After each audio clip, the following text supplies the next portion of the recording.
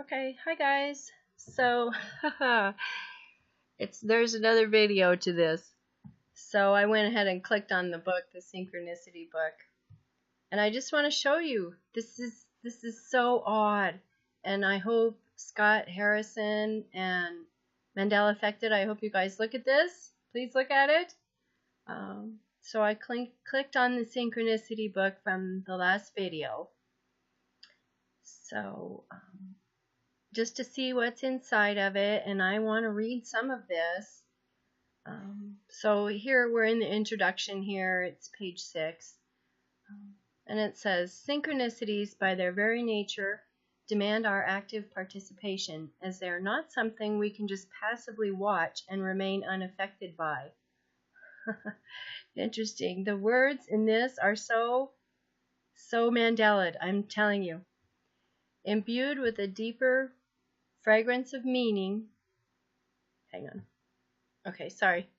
Imbued with a deeper fragrance of meaning, a synchronistic event is a revelation which contains within it a potency to insinuate itself into our very being and alter us from within. Synchronicities can transform us on a cellular level, as they are crystallizations into and out of the space of consciousness itself, that have formulated themselves into our dimension as an expression of the part of us that is already awakened. So this book is, I'm sure this is a New Age book. This is meant for initiating people into these, what used to be called the mystery religions, and we now know as the Cabal or the Satanists. So this is entry level, where they are giving you some truths in order to lure you in and make you feel like, well, if I come into this group, I'm going to learn more. But they have to throw some truths out there in order to resonate with people, in order to pull them in. So, but this one is very interesting. I think this kind of doctrine will be and can be used and is being used to pull Mandela affected people away from the group and to try to lure them into this new age religion that's coming. So everybody that listens to my channel, I think, I don't know, probably you guys aren't really into this. But I do look into these things, and just because of the last video and this strange synchronicity book about synchronicities popped up, I just want to read this to you because there are so many Mandelas in here.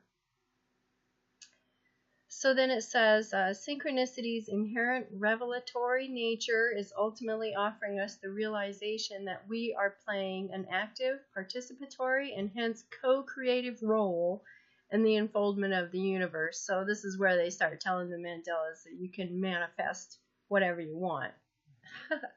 This bull crap. So then, that was all that I could see of the introduction, and then I just clicked on Surprise Me. Right there. And this is what came up. Alright, and I'm going to start right here. You all know that I've been talking about, some of you know that I asking a lot of questions about this spear of destiny. This is different, the world spear, but in some way it just is it's just so odd. Okay? So it says the runic spell carved into the world spear is in fact a business contract. So this is actually pretty important to understand, because there are contracts that are going on between Jesus's people, Lucifer and his people, and the things that everyone has unwittingly and wittingly agreed to, contracts, right? So, when we think about these things, we're looking at as the soul as the unit of currency, for Lucifer. And so this is how he operates with us, under contracts. So a contract made between Wotan and the giants Fafnir and Fasold, whom he hires to build Valhalla. So that's not really important, but it does go into this is an apocalyptic myth here.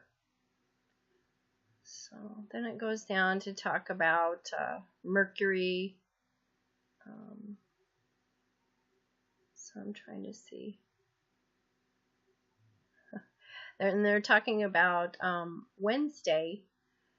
Wednesday is it's the day of Wotan. It's the day when things are best sold. So marketing is going to go a lot on Wednesday.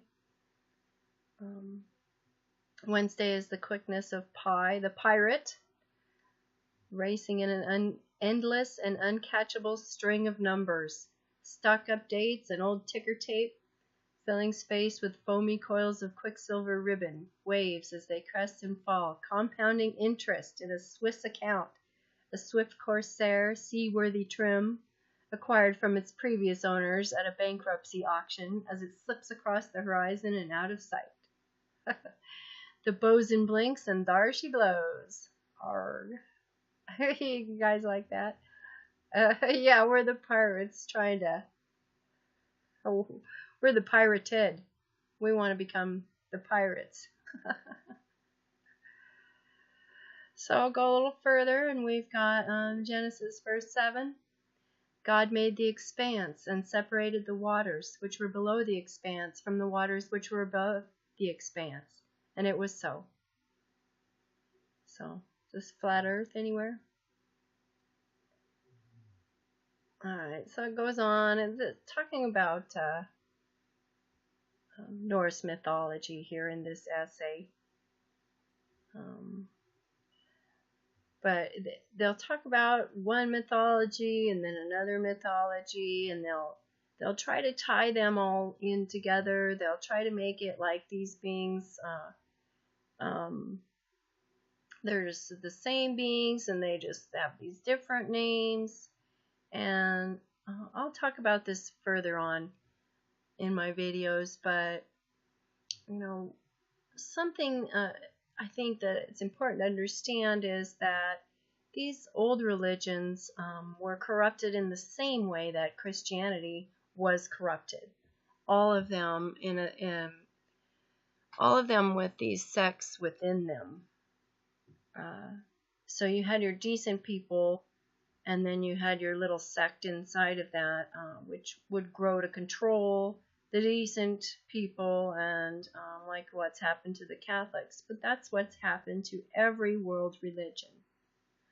So if you're going to look at other world religions, I don't think that it's very productive to say that's evil and Satanist because it's not Christian. So what we need to look at is other religions like Hinduism and Buddhism and Islam, and those have their corrupting sects within them, the same as Christianity. Satan deceives everyone and has corrupted every form of worship. Every religion and every spirituality has been corrupted by him.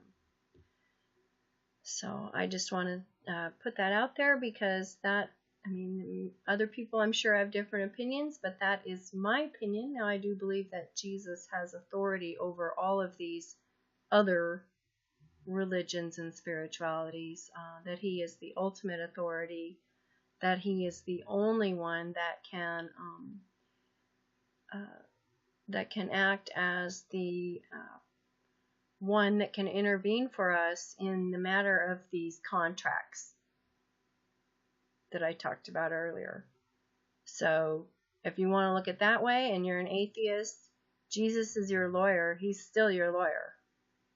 He's the only one that's going to be able to break these contracts for you. So that's just my opinion. Take it for what you will. And certainly if I learn more, I'm a flexible person. I'm always, able to listen to other ideas. Right?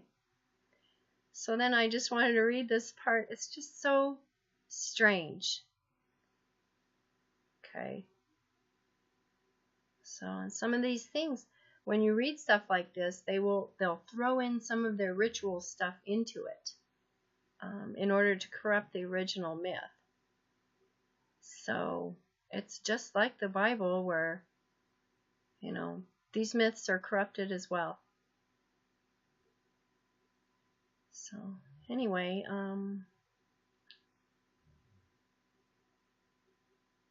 I just thought these sentences were odd. We were talking about the nail, the crucifixion nail. And then they're talking about, in fact, the final blow of Donner's sledge. And they're talking about the Donner Party. All right, is the last strike of the awful nail of the crucifixion. Isn't that odd? Isn't that odd?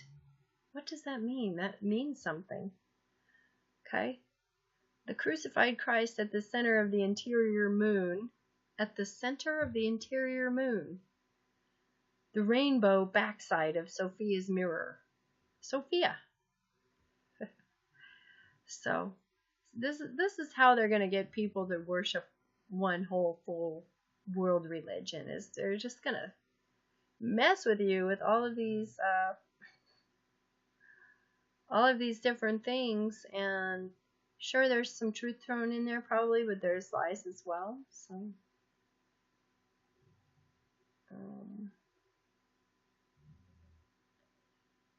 let's see. Isis, who is Sophia, is reflected by the moon. Right? How just strange. Thursdays, rock and roll. Okay. And then there's a little more here. I'm just going to scroll down and just get it on the screen here.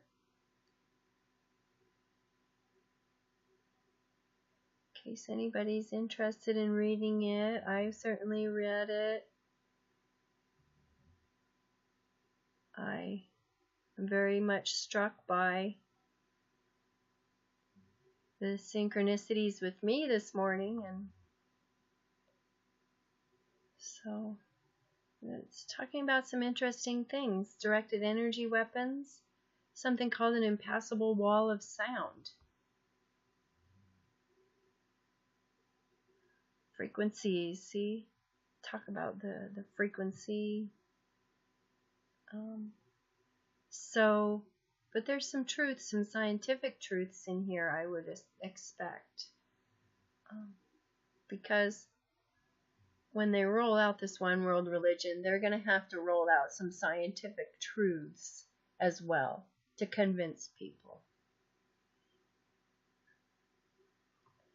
So anyway, I just thought this was interesting. I love you guys. I'm just, look at this, 2012 end of the world fantasies.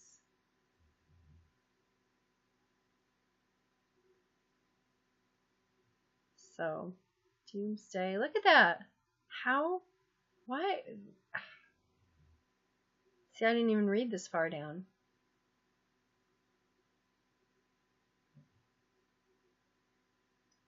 I'll just scroll a little bit if you guys want to read it.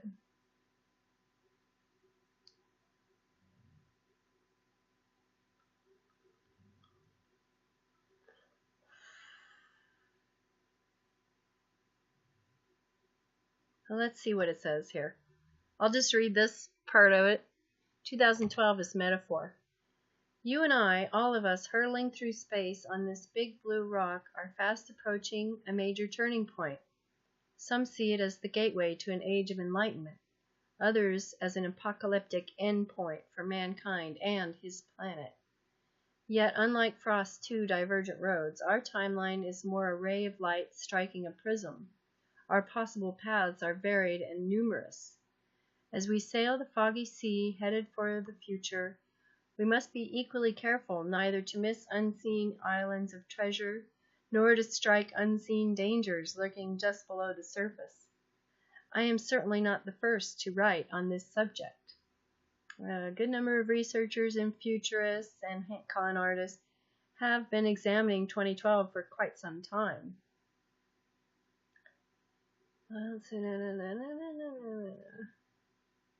That was some beautiful writing. Very good. Very nice. Let's see.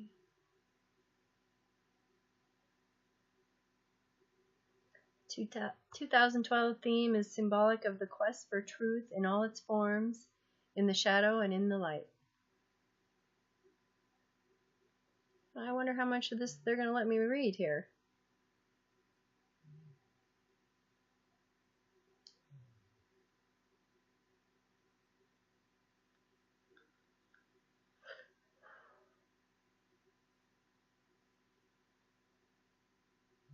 See what they say here. Let's, strange. Must be tweets or something.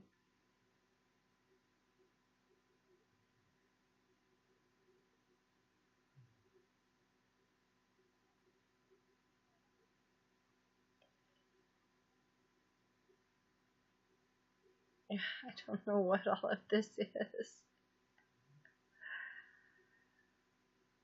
This kind of thing is always worth a read, though. Any kind of knowledge is going to be helpful. They're going to try to get everyone into this one world religion, and they're going to try to get us in there too, guys. So beware, know their arguments, know your enemy. Alright? Freighter X, misdirection versus realization. So, anyway, I love you guys again. 2 videos. I'm just going crazy on the videos while I'm sick here. So, I've got a lot of thoughts in my head, and I just want to record it. So, I love you guys. God bless you, and I'll talk to you later.